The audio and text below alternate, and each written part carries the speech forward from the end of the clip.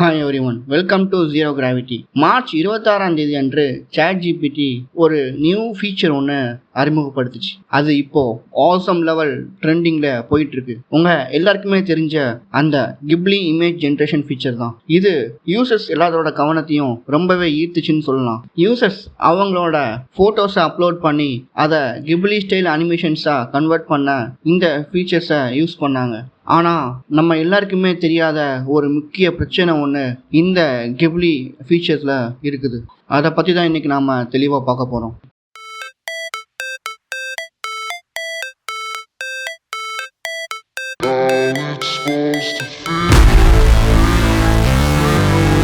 Zero Gravity, Science and Technology Edutainment.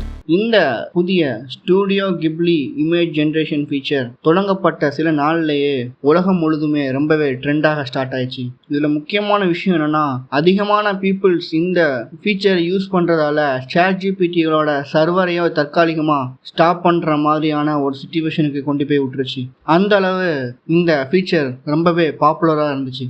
இப்போ வரைக்குமே அனைவரும் இந்த ஃபீச்சர்ஸை யூஸ் பண்ணி அவங்க சோஷியல் மீடியாவில் அப்லோட் பண்ணிட்டு இருக்காங்க. ஆனால் இந்த ஒரு ஃபீச்சர் தற்செயலாக யூசர்ஸோட ப்ரைவசியை பாதிக்குது அப்படின்னு ஒரு வாதமும் கிளம்பியிருக்கு. ChatGPTன்ற ப்ராடக்டை டெவலப் பண்ண கம்பெனி தான் OpenAI. இந்த OpenAI கம்பெனி நம்ம இந்த கிப்லி இமேஜ் ஜென்ரேஷனுக்காக அப்லோட் பண்ணக்கூடிய நம்மளுடைய இமேஜஸ் எல்லாத்தையுமே எடுத்து மனித உருவம் கொண்ட ஏஐக்கள் எல்லாமே நம்ம வீடியோஸில் பேசுகிறத நம்ம நிறைய பார்த்துருப்போம். இந்த ஏஐ மாதிரியான மனிதர்களுக்கு துல்லியமான உருவம் கொடுக்கறதுக்கு நம்ம அப்லோட் பண்ணக்கூடிய இமேஜஸை யூஸ் பண்ணுறதுக்கான அதிக சான்ஸ் இருக்குது அப்படின்னு அச்சம் எழுந்திருக்கு. நம்ம அப்லோட் பண்ணக்கூடிய நம்முடைய இமேஜஸை அவங்களால மிஸ்யூஸ் பண்ண முடியும் அப்படின்னு பெரிய ஆபத்துக்கள் எல்லாமே இருக்குது. அப்படின்னு நம்ம அப்லோட் பண்ணக்கூடிய நம்முடைய இமேஜஸை யூஸ் பண்ணி நம்மளோட ப்ரைவசி பிரேக் ஆகுது அப்படின்னு நிபுணர்கள் எச்சரிச்சிட்டு இருக்காங்க. இதில் தனியுரிமை மீறல்கள் முக்கிய சிக்கலாக இருக்கும்னு எச்சரிக்கிறாங்க. தனிநபர்களோட புகைப்படங்கள் வெளியான அனுமதி இல்லாமல் மறுபயன்பாடு செய்யப்படுகின்றன. நம்ம ஒரு இமேஜ் அப்லோட் பண்ணுறோம் அப்படின்னா நார்மலாக நம்மக்கிட்ட ஒரு டேர்ம்ஸ் அண்ட் கண்டிஷன் மாதிரி ப்ரைவசி பாலிசி மாதிரியான ஒரு விஷயங்களை காமிச்சு அதை அக்செப்ட் பண்ண வச்சுட்டு அதுக்கப்புறம் யூஸ் பண்ணுறாங்கன்றப்ப எந்த பிரச்சனையும் இல்லை. ஏன்னா நம்ம தான் அதுக்கு நம்ம அக்செப்டே கொடுக்குறோம். ஆனால் இப்போ அந்த மாதிரி எதுவுமே நம்மக்கிட்ட பெர்மிஷன்ஸ் வாங்காமல் நம்ம கொடுக்கக்கூடிய இமேஜஸை யூஸ் பண்ணி அவங்களுடைய சொந்த தேவைக்கு அதை பயன்படுத்துகிறதா நிறைய குற்றச்சாட்டுகள் வந்துகிட்டு இருக்கு. இது கம்பெனிக்குள்ளே மட்டும் இருக்குதுன்றப்போ அதுவே பிரச்சனைனாலும், இது இல்லாமல் இந்த தனிப்பட்ட தகவல்கள் எல்லாமே தவறான கைகளில் விழுறதுக்கும் அடையாள திருட்டு அச்சுறுத்தல் இதில் அதிகமாக இருக்குது அப்படின்னும் அதிகமாக எச்சரிக்கிறாங்க. கூடுதலாக ஹேக்கர்களால் உணர்திறன் மிக்க தகவல்கள் அணுகப்படக்கூடிய சாத்தியத்துடன் யூசர்ஸ் தரவு டேட்டா பாதுகாப்பு ஆபத்தில் இருக்குது அப்படின்னும் கூறுறாங்க.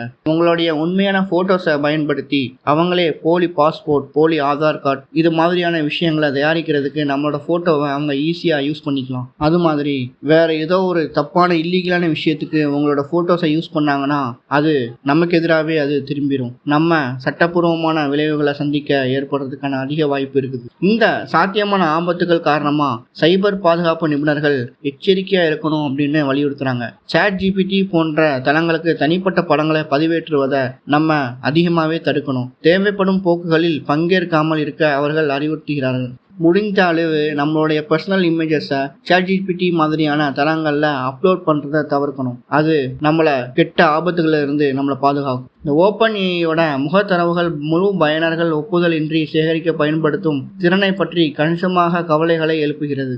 ChatGPTயோட கிப்லி இமேஜ் ஜென்ரேஷனோட ஃபீச்சர்ஸ்னால ஏற்படக்கூடிய உற்சாகத்தை போலவே அதனால் ஏற்படக்கூடிய பின் விளைவுகளை பற்றியுமே நாம் வெளியே கொண்டு வரணும் அப்படின்னு நினைக்கிறோம். இதெல்லாம் தவிர்க்கிறதுக்கு யூசர்ஸ் எப்போவுமே இந்த மாதிரியான ஏஐயால் இயக்கப்படக்கூடிய சாஃப்ட்வேர்ஸ் இல்லைனா ப்ராடக்ட்ஸை யூஸ் பண்ணுறப்போ நம்மளுடைய தனிப்பட்ட புகைப்படங்களை பகிர்வதை நம்ம தவிர்க்கணும். தனியுரிமை ஆபத்துக்கள் மற்றும் சாத்தியமான சட்டப்பூர்வ பிரச்சனைகளை நம்ம கவனத்தில் கொள்ளணும். இப்போ நமக்கு எழக்கூடிய கேள்வி ஒன்னே ஒண்ணுதான். இந்த கிப்லி இமேஜ் ஜென்ரேஷன் அம்சம் டிஜிட்டல் துறையில தரவு பாதுகாப்பு மற்றும் தனிப்பட்ட தனியுரிமையின் முக்கியத்துவத்தை கவனிக்க தவறவிட்டதுன்னு நான் நினைக்கிறேன்.